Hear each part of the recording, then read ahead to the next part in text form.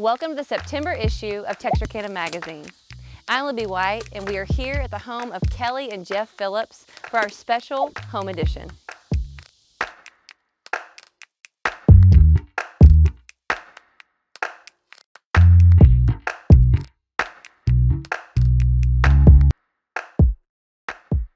So where did you grow up, and what was your childhood home like?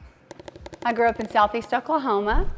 I grew up on a farm, ranch-style home. I'm the oldest of three siblings, well, two siblings of three kids. I had horses and cattle, and I had a great childhood. I grew up in Claremore, Oklahoma, town of about 20,000 people.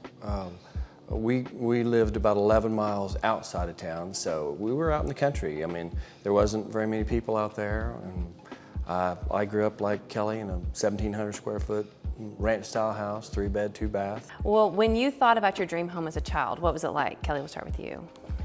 Well, so when I was a kid, we loved to play MASH. And, you always wanted to get the mansion on MASH. And so I always wanted a ranch-style home, always.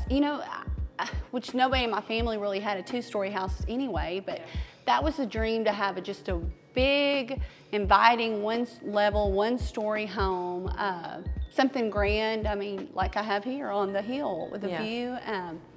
Home to me is, where your family is, I never really had any desire for a big grand home or anything. A mansion, never.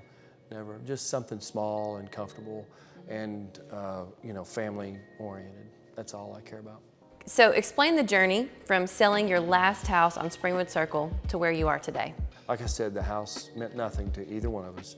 So the market kind of switched, so we thought we could finally get rid of it, basically. And we thought, well, we need to figure out really what we want to do. We wanted some land, and I bought my practice from Dr. Pinkner when I first moved here. And that's kind of a neat story. Dr. Pinkner, he was kind of semi-retired. He worked 3 half-days a week, and he was just this great guy. And I knew him from conferences and, CE meetings and stuff like that. So I decided, I was living in Mount Pleasant at that time, working in Mount Pleasant. I decided to call him and see if he was interested in maybe selling his practice. So he said, yeah, I'll talk to you. So I drove up here one evening after work and met with him and Evelyn, his wife, at his practice on Texas Boulevard. And to make a long story short, within about 15 minutes, we had made a deal to buy his practice. And he sold his practice, his building and lot to me within about 15 minutes. Going back to the house, it was kind of the same deal. I knew that I wanted land out in the country. I knew he had land out in the country because I'd been out to his place before.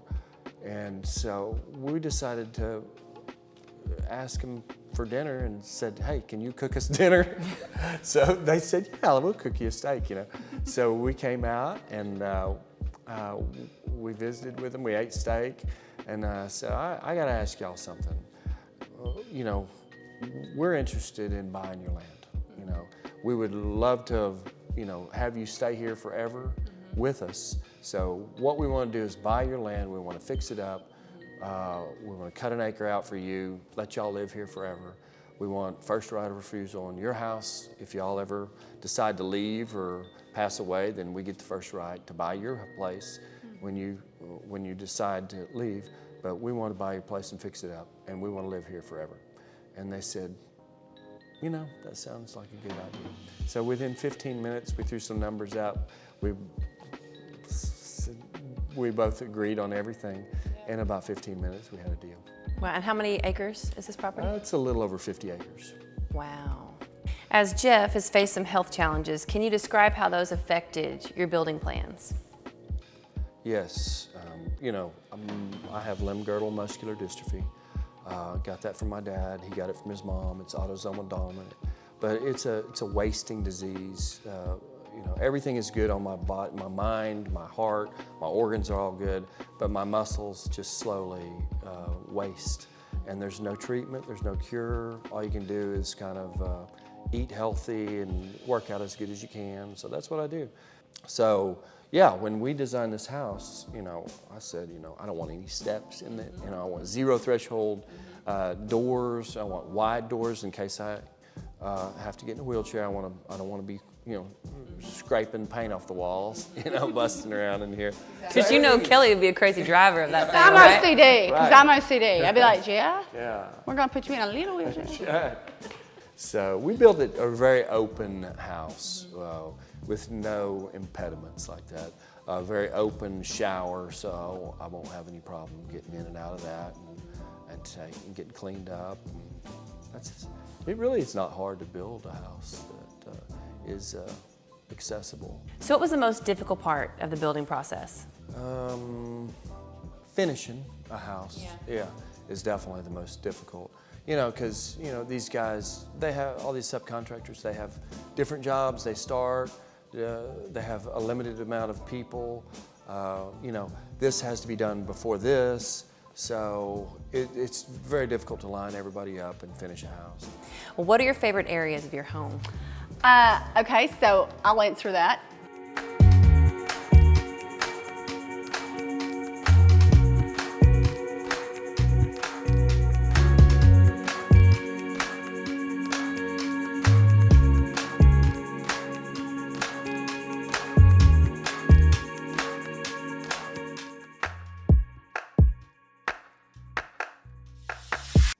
I was anti-pool when we first built. I thought, Jeff, I was a lifeguard. I thought, we don't need a pool. That's just work, you know. They're not gonna swim that much. We'll just go to the country club.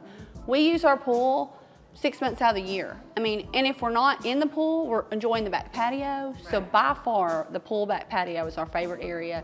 When we have guests over, we spend time out there.